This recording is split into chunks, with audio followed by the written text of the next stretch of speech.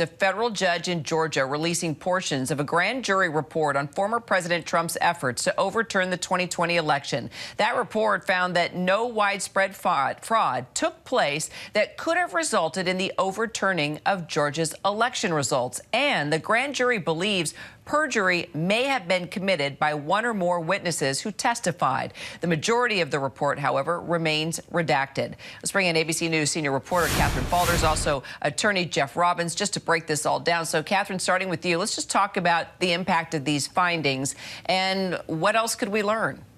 Well, look, we don't know much so far. The only thing that was released here in this redacted report was the introduction, the conclusion, and then a bit in the middle that essentially said that the grand jury found that they believe that some of the witnesses who appeared before them could have lied. Now, they don't mention those witnesses and who they were. We know that a lot of high-level Trump officials appeared before the grand jury. That's something that we could find out down the road. But the real meat of this, if you will, lies in the unredacted report, which we haven't seen. Of course, the DA, Fani Willis, didn't want this to be released publicly. She said that it could maybe compromise the rights of some future defendants. So at the end of the day, this report now goes to the DA. The DA has it, and then it's up to her whether to bring any charges, for example, or any indictments down the road.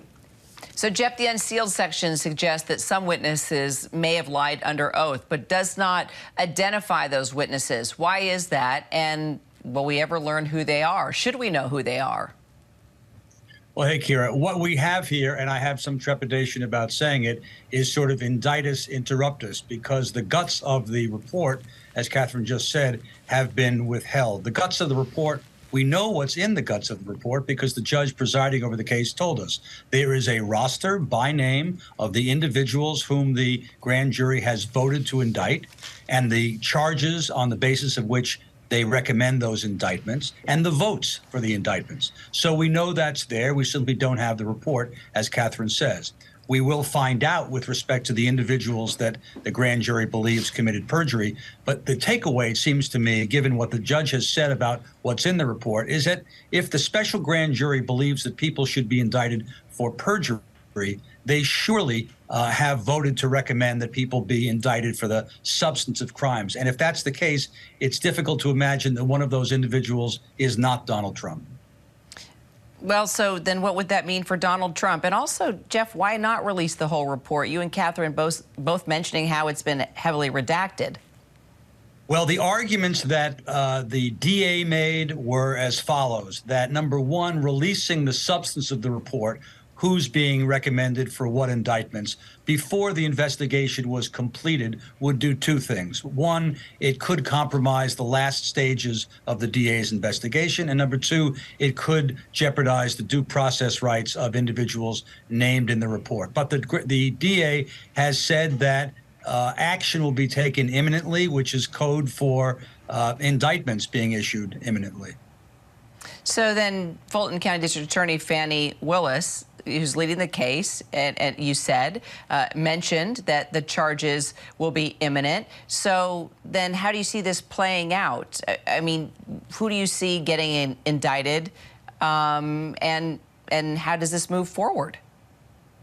Well, it's frankly impossible to imagine that among those being indicted will not be Donald Trump. The Find Me 11,870 phone calls is election tampering. It is solicitation of a crime. It may well be racketeering. So as long as we know there are indictments, and we know there are indictments, it's hard to imagine who would be further up on the list, not just because of stature, but because of the substance of what occurred, than Donald Trump. And so I think you have to think of this as a likelihood that Donald Trump will, in fact, be indicted for one or more violations of the Georgia criminal statutes.